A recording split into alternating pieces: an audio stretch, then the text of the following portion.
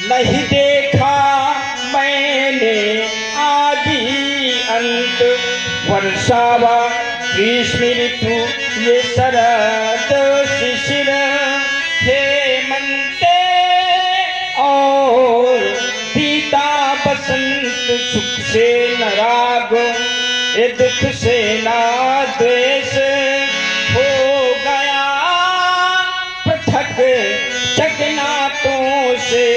मैं कठिन पंथ काए पथ के लड़ा, करता नित झंझा बातों से। देखो बेटा, व्यक्ति के जीवन में संघर्ष बहुत महत्व रखता है। अगर व्यक्ति के जीवन में संघर्ष नहीं है तो वो व्यक्ति कुछ प्राप्त नहीं कर सकता, क्योंकि संघर्ष व्यक्ति को बढ़ना सिखाता है। संघर्ष जीवन का पर्याय है। एक पत्थर ऐसा होता है जो पहाड़ों में पड़े पड़े अपने अस्तित्व को समाप्त कर देता है। एक पत्थर ऐसा होता है जो मंदिर पहुंच जाता है, उसकी पूजा होने लगती है। बेटा, बिना संघर्ष के कोई महान नहीं होता। अब जब तक पड़ती नहीं है पत्थर पर हथौड़े की चोट, तब तक कोई पत्थर भगवान। देखिए, भगवान वही बनता है जिसने भी लेंगे, जिसने कभी ठोकरें सहन की है। जिस व्यक्ति ने कष्ट को सहा वो और भगवान बन गया। श्रीमान अभिमन्यु मिश्रा जी, आपके द्वारा 20 मुद्राएं भार्गव परशुराम जी के चरणों में, 20 मुद्राएं लक्ष्मण जी के चरणों में। बहुत बहुत धन्यवाद। इसलिए कवियों ने कहा,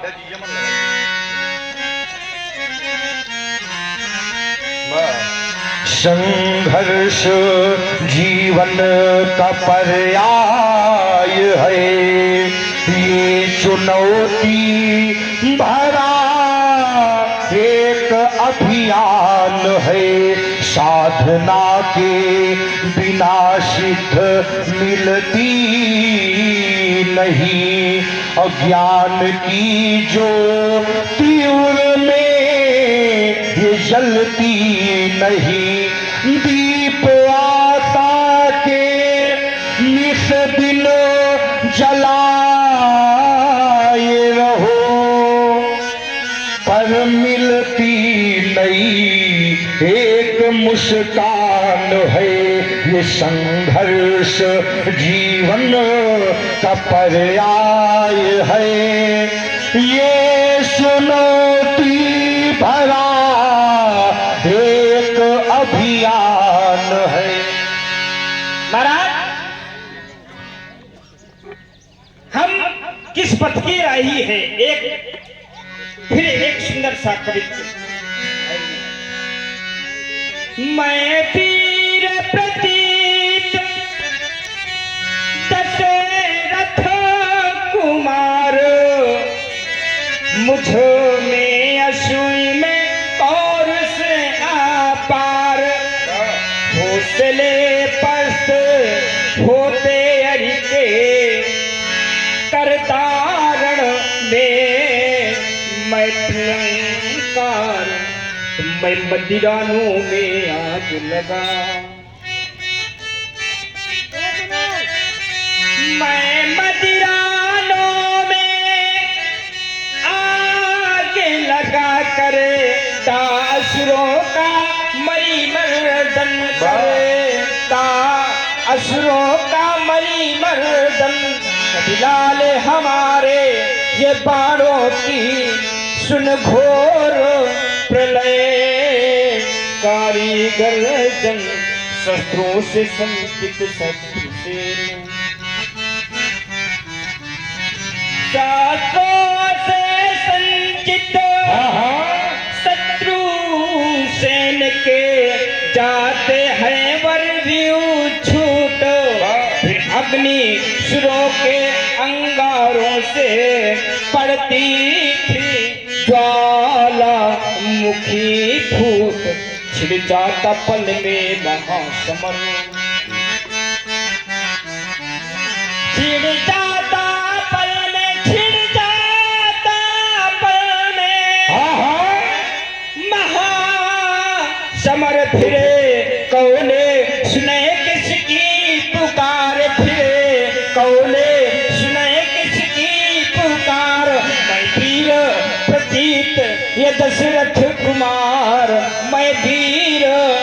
अतीत दशरथ कुमार। ये क्रोधी तन मन क्रोधी जीवन, ये वीर वेश मेरा परिचय, मैं शंकर का क्रोधानल हूँ, कर सकता जगती छार छार में डमरू की वही प्रलय ध्वनि, जिसमें नचता भीषण संहार, मैं दुर्गा का उन्मत्त हास, जलती मरघट का धुआंधार, मैं आदि पुरुष निर्भयता का वरदान लिए आया भूपर, पैपी कर सब मरते आए, मैं अमर हुआ हूँ विष पीकर। ये परवाह नहीं अगणित बाधाएं, परवाह नहीं अगणित बाधाएं, आती है तो आने दूं, ये आती है तो आने दूं, बाधाओं की अलग छटाएं, ये छाती है तो छाने दूं, ये उनको चिंता है किसकी। हाँ उनको चिंता है किसकी, जो अपने पथ का मतवाला है, अपने पथ का मतवाला है, पृथक नहीं झंझालों में जो कभी न रुकने वाला है। मैं आशावादी मानव हूँ, बारे आशावादी, हाँ मैं आशावादी मानव हूँ, हो सकता कभी निराश नहीं हो सकता, कभी निराश नहीं, ये जीवन मेरा दास है, लेकिन मैं जीवन का दास नहीं। देखो बेटा, आशा लगानी है, लेकिन आशा संसार से नहीं लगानी, आशा परमात्मा से लगानी है। अगर आशा संसार में लगेगी, वो ये आशा एक ना एक दिन निराशा बन जाएगी। लेकिन कहीं ना कहीं अगर आशा परमात्मा के चरणों में लगेगी, तो वो आशा भी हमको आशा के रूप में प्राप्त होगी। एक कवि ने परमात्मा से आशा लगाया, और जब आशा लगाया तो वो महाकवि बन गए तुलसीदास जी महाराज। सही बात जो कबहू वियोग व्यथा, पत्नी ने दो शब्द कहे थे, सही बातें जो कबहू वियोग व्यथा, तो तुलसी कबहू ससुरारी न जाते, और ससुरारी न जाते जो तुलसी, तो रत्नावली की फटकार न पाते, फटकार न पाते जो तुलसी। अगर फटकार न मिलती तो तुलसी रघुनाथ के द्वार न जाते, और रघुनाथ के द्वार न जाते तुलसी, तो तुलसी भव सागर पार न जाते। आशा लगी परमात्मा में तो भव से पार हो गए बेटा। ऐसे कविकुल चूड़ामणि तुलसीदास जी महाराज। महाराज, आशा परमात्मा से लगानी चाहिए, क्योंकि महाराज हम उस देश के निवासी हैं जिस देश में गंगा बहती है और गंगा को भी माँ कहा जाता है। अरे हम उस देश के निवासी हैं जिस देश में इस धरती को भी माँ कहा जाता है। हम उस देश के निवासी हैं जिस देश में गौ को भी माँ कहा जाता है। हम उस देश के निवासी निवासी है जिस देश में एक पौधा यानी तुलसी को भी माँ कहा जाता है। महाराज, हम भारत खेलते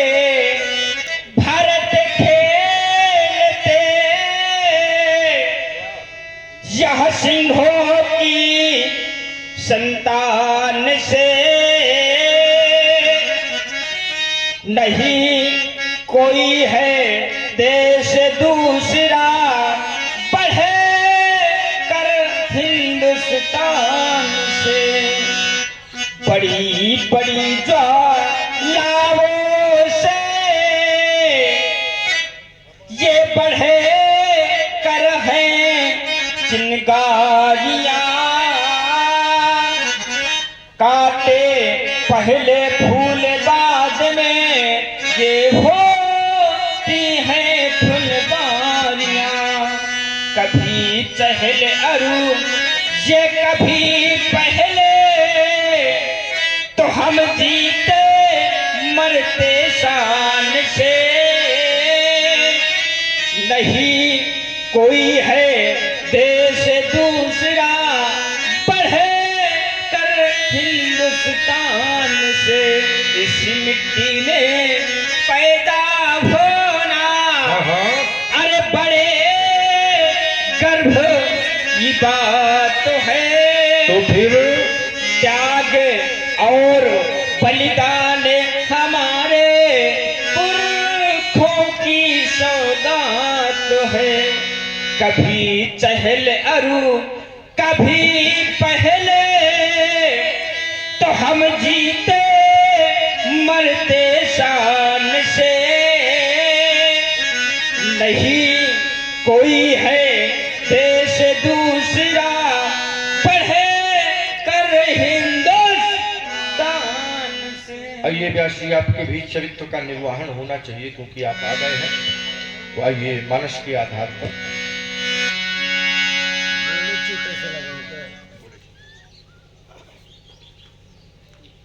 क्योंकि मानस का भी आधार बहुत आवश्यक है जो प्राय लुप्त होता जा रहा है।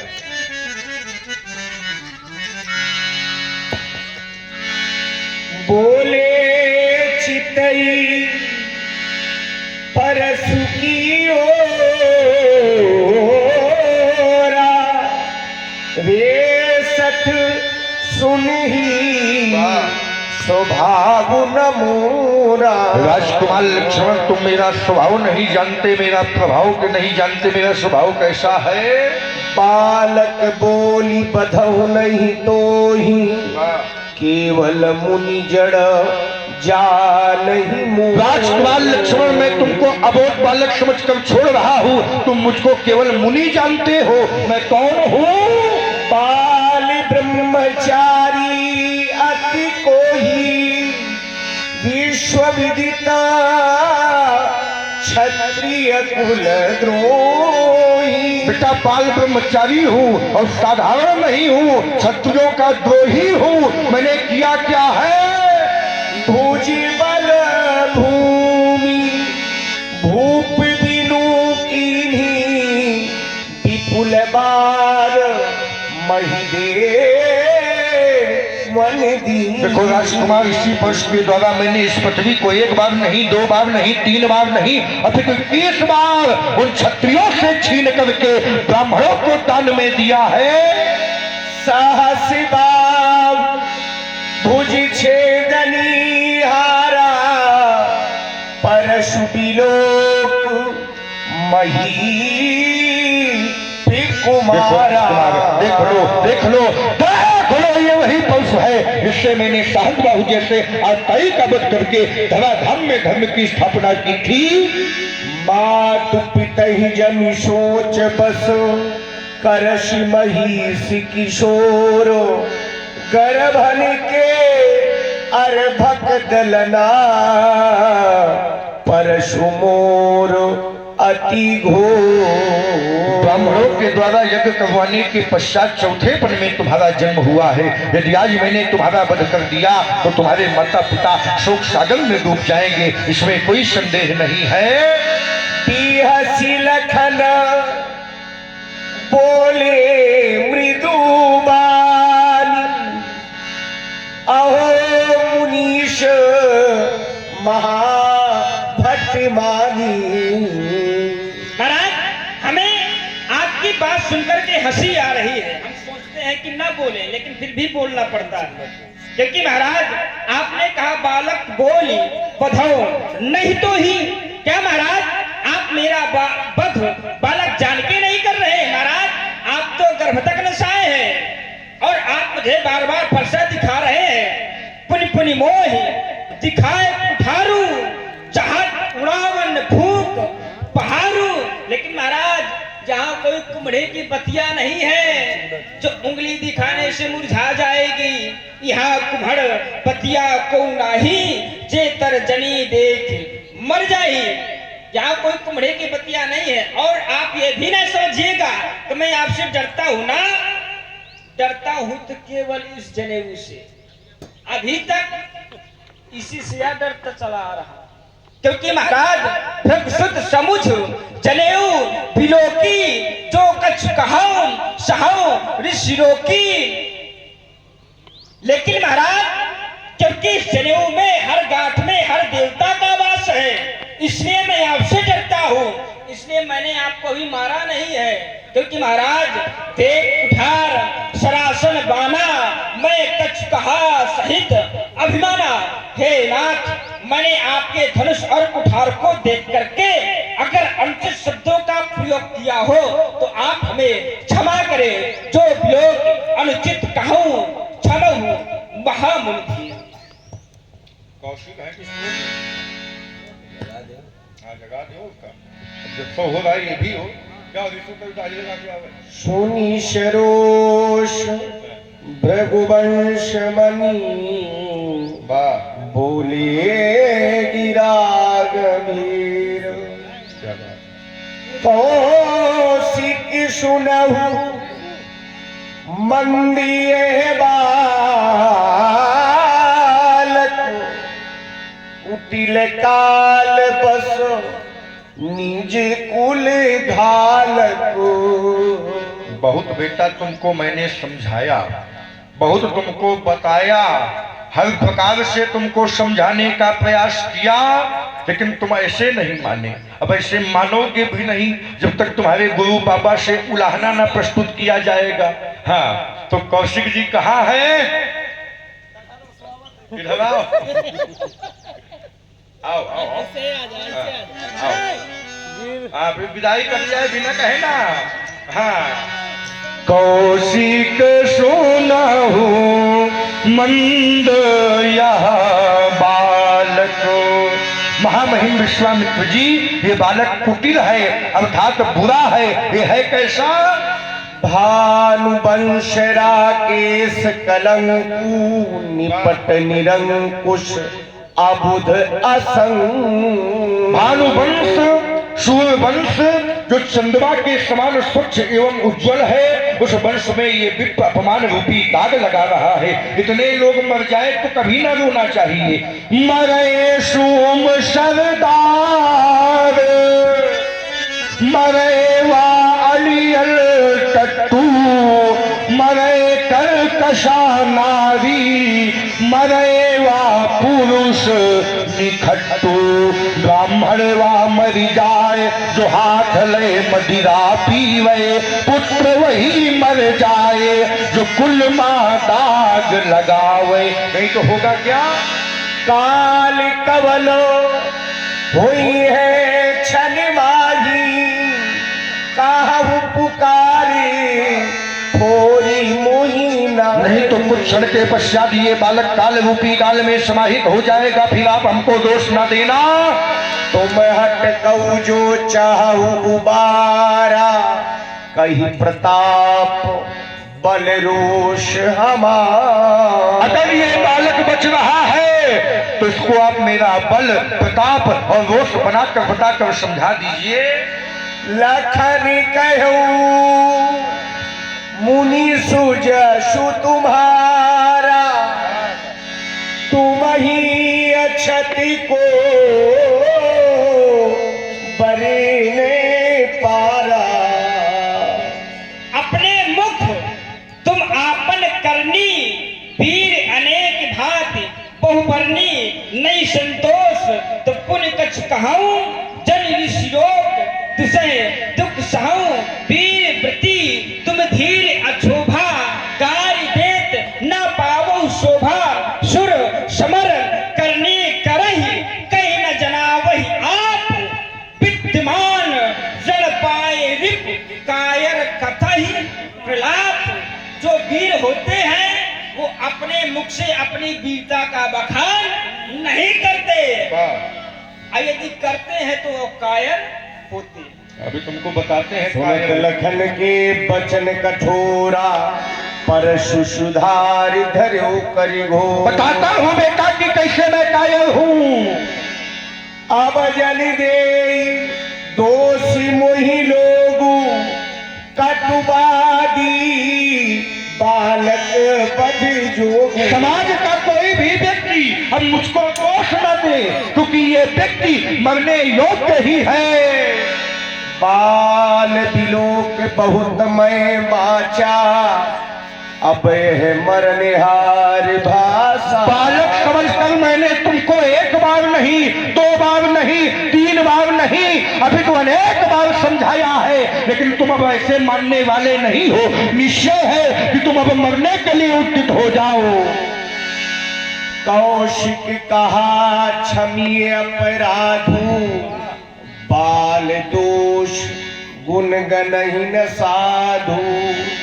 खरी कुठार में अकरुण को ही आगे अपराधी गुरुद्रोही। मेरे हाथ में तीव्र प्रभाव वाला परुष है, मेरे सामने गुरुद्रोही, शिवद्रोही, ममद्रोही विद्यमान है। अगर ये बच रहा है तो व्यास जी कारण क्या है? उत्तर देख छाड़ू बिनु मारे केवली कौशिक शील तुम्हारे। यदि आज मैं तुमको समझा कर छोड़ रहा हूँ, महामहिम विश्वामित्र जी का ऋण है। उन्होंने हमारे वंश में उत्पन्न अजीगर्त के पुत्र सुनासेव की रक्षा की थी। अगर वो ऋण ना होता तो क्या होता व्यास जी? नत यही काट कुठार कठोरे गुरु उरिन होते श्रम थो। नहीं तो प्रबल परुष की धार से लक्ष्मण की ग्रीवा का छेदन करके गुरुदेव के ऋण से उड़ हो जाता, इसमें कोई संदेह नहीं था। कह लखन मुनिसी